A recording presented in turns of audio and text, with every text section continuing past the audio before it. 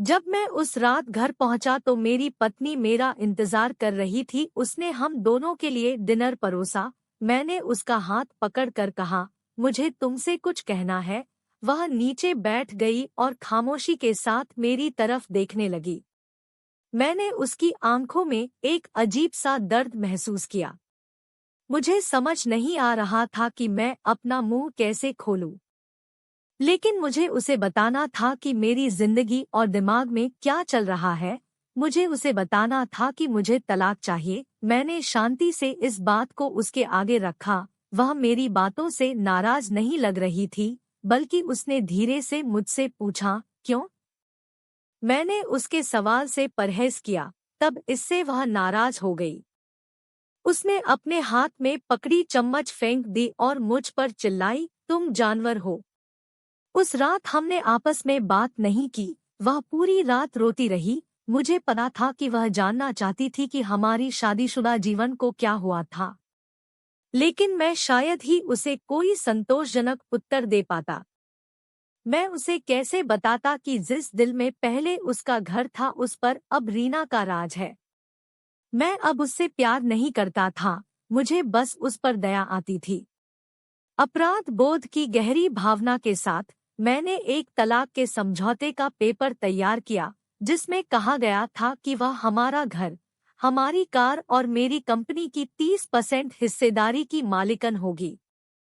जब उसको मैंने वो पेपर दिए तो उसने पल भर उस पर नजर डाली और फिर उसके टुकड़े टुकड़े कर दिए। जिस स्त्री ने अपने जीवन के 10 वर्ष मेरे साथ बिताए थे, वह अब अजनबी सी लगने लगी थी। मुझे उसके टाइम, संसाधनों और ऊर्जा जो उसने मुझ पर खर्च किया उसके लिए खेद हुआ, लेकिन मैंने जो कहा था मैं उसे वापस नहीं ले सकता था, क्योंकि मैं रीना से बहुत प्यार करता था। अंत में वह मेरे सामने जोर जोर से रोई, जिसकी मुझे उम्मीद थी। मेरे लिए उसका रोना वास्तव में एक तरह की रिहाई जैसा था। तलाक का विचार जिसने मुझे कई हफ्तों से परेशान किया था, अब और मजबूत और स्पष्ट अपनी मंजिल को पाने को लग रहा था। अगले दिन मैं बहुत देर से घर वापस आया और देखा कि वह मेज पर कुछ लिख रही है। मैंने रात का खाना नहीं खाया और सीधे सोने चला गया और बहुत तेजी से सो गया, क्योंकि मैं रीना के साथ एक व्यस्त दिन के बाद थक गया था। जब मैं उठा तब भी वह टेबल पर लिख रही थी। मुझे परवाह नहीं थी, इसलिए मैं पलट गया और फिर से सो गया।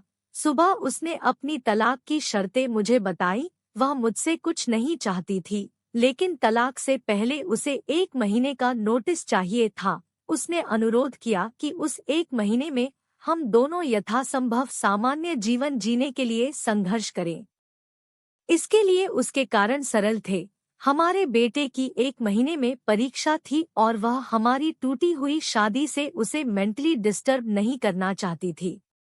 यह तो मुझे भी मंजूर था, बेटा तो हम दोनों का था, लेकिन उसके पास एक और शर्त थी। उसने मुझे याद करने के लिए कहा कि कैसे मैं उसे अपनी शादी के दिन दुल्हन के कमरे में ले गया था। उसने रिक्वेस्ट किया कि इस 1 महीने तक मैं हर दिन उसे अपने बेडरूम से सामने के दरवाजे तक ले जाऊं। मुझे लगा कि वह पागल हो रही है, लेकिन हमारे साथ में बितने वाले अंतिम दिनों को सहन किया जा सके और कोई ड्रामा क्रिएट न हो, इसलिए मैंने उसका अजीब अनुरोध स्वीकार कर लिया। मैंने रीना को अपनी पत्नी की तलाक की शर्तों के बारे में बताया। वह जोर से हंसी और उसे लगा यह सच में पागलपन है। कोई फर्क नहीं पड़ता कि वह कौन सी चालें चलती है, उसे तलाक का सामना करना ही पड़ेगा, उसने तिरस्कारपूर्वक कहा। अगले दिन से 1 महीने का नोटिस पीरियड शुरू हो गया। मेरे तलाक के इरादे को स्पष्ट रूप से व्यक्त किए जाने से पहले से ही मेरी पत्नी और मेरे बीच कोई शारीरिक संपर्क नहीं रह गए था। इसलिए जब मैंने उसे पहले दिन गोद में उठाया तो हम दोनों को अजीब लगा। हमारे बेटे ने हमारे पीछे ताली बजाई, डैडी ने मम्मी को गोद में लिया है। उसके शब्दों ने मुझमें एक दर्द की भावना जगाई। शयन कक्ष से बैठक कक्ष तक, फिर दरवाजे तक। मैं उसे गोद में लेकर 10 मीटर से अधिक चला। उसने आंखें बंद की और धीरे से कहा, हमारे बेटे को तलाक के बारे में मत बताना, मैंने सिर हिलाया। कुछ परेशानी महसूस कर रहा था। मैंने उसे दरवाजे के बाहर नीचे उतार दिया। वह काम पर जाने के लिए बस की प्रतीक्षा करने लगी। मैं ऑफिस के लिए अकेला चला गया। दूसरे दिन हम दोनों ने काफी आसानी से एक्टिंग कर ली। वह मेरे सीने पर झुक गई। मैं उसके ब्लाउज की खुशबू सूंघ सकता था। मुझे एहसास हुआ कि मैंने इस महिला को लंबे समय से ध्यान से नहीं देखा था। मुझे एहसास हुआ अब वह जवान नहीं रही थी। उसके चेहरे पर कम सही लेकिन झुर्रियां आ गई थी। उसके बाल सफेद हो रहे थे। हमारी शादी से उस पर बुरा असर पड़ा है। एक मिनट के लिए मैंने सोचा कि मैंने उसके साथ क्या कर दिया है। चौथे दिन जब मैंने उसे उठाया तो मुझे आत्मीयता की वापसी का आभास हुआ। अरे, यह वही महिला है जिसने मुझे अपनी जिंदगी के 10 अमूल्य साल दिए हैं। पांचवें और छठे दिन मैंने महसूस किया कि हमारे बीच एकरूपता की भावना फिर से बढ़ रही है। मैंने रीना को इस बारे में नहीं बताया। जैसे जैसे दिन बीतते गए मेरे लिए उसे उठाना आसान होता गया। मैंने सोचा शायद प्रतिदिन की ये कसरत ने मुझे मजबूत बना दिया। एक सुबह वह सोच रही थी कि क्या पहने। उसने बहुत सारे कपड़े पहनने की कोशिश की, लेकिन उस एक भी उपयुक्त पोशाक नहीं मिली। फिर उसने गहरी सांस ली। वो बोली, मेरे सभी कपड़े बड़े हो गए हैं। मुझे अचानक एहसास हुआ कि वह इतनी पतली हो गई है। मुझे अब समझ में आया कि यही असली वजह है जो मैं उसे इतनी आसानी से उठा पाता था। अचानक एक विचार ने मुझे अंदर से झकझोर दिया। उसने अपने दिल में कितना दर्द और कितना दुख दबा रखा होगा जिससे उसकी ऐसी हालत हो चली है। अवचेतना में कभी इस बारे में सोच ही नहीं सका। मैंने उसके सिर को छुआ। हमारा बेटा उसी समय अंदर आया और बोला, पापा, माँ को गोदी में उठाने का समय हो गया है। उसके लिए इस एक महीने में अपने पिता को अपनी माँ को गोदी में उठाकर ले जाते देखना उसके जीवन का एक अनिवार्य हिस्सा बन गया था। मेरी पत्नी ने हमारे बेटे को करीब आने का इशारा किया और उसे कसकर गले लगा लिया। मैंने अपना मुंह फेर लिया क्योंकि मुझे डर था कि मैं इस अंतिम समय में अपना विचार ना बदल दूं। फिर मैंने उसे अपनी बाहों में पकड़ लिया, शयनकक्ष से चलते हुए, बैठक के कमरे से होते हुए दरवाजे तक। उसने सौम्यता और स्वाभाविक रूप से अपने हाथ मेरी गर्दन के चारों ओर रख दिए। मैंने उसके शरीर को कसकर पकड़ रखा था।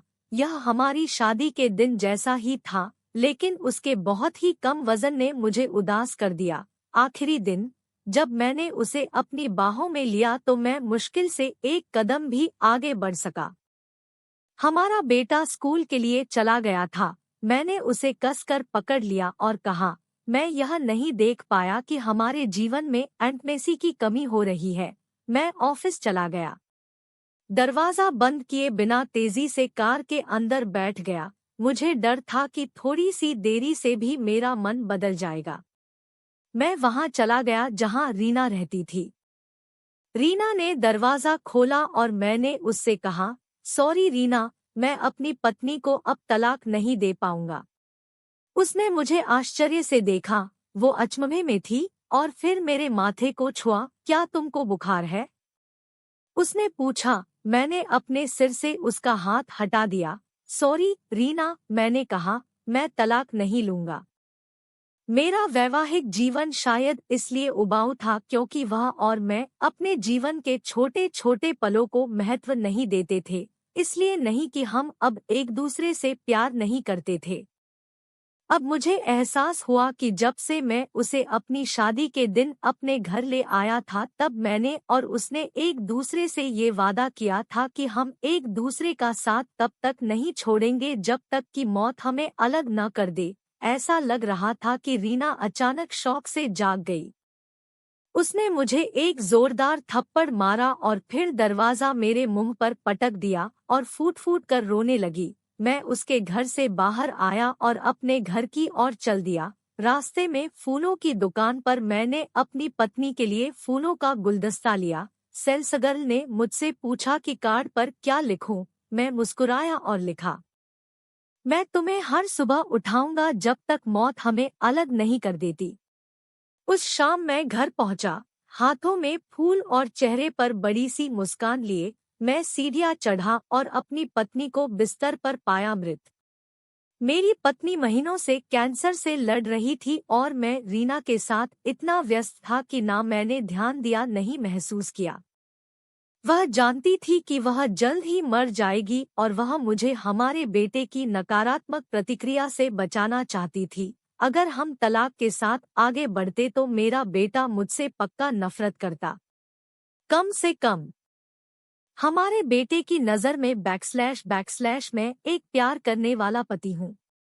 मैंने तो नहीं, लेकिन मेरी पत्नी ने अपना वादा आखिरी दम तक साथ निभाने का पूरी तरह से निभाया। हाँ, पूरा जीवन अब मुझे पछतावे की आग में जलना था, मगर अब अपने आखिरी दम तक अपनी पत्नी से और भी ज्यादा प्यार करता रहा, चाहे वो मेरे साथ नहीं थी। आपके जीवन के छोटे छोटे पल ही एक रिश्ते में वास्तव में मायने रखते हैं।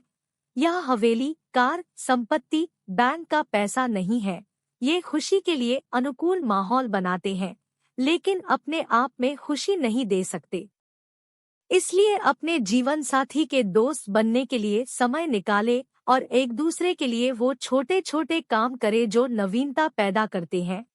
एक वास्तविक सुखी विवाहित जीवन जिए। यदि आप इस कहानी को शेयर नहीं करते हैं तो कोई फर्क नहीं पड़ेगा। अगर आप ऐसा करते हैं तो आप शायद एक शादी को टूटने से बचा सकते हैं।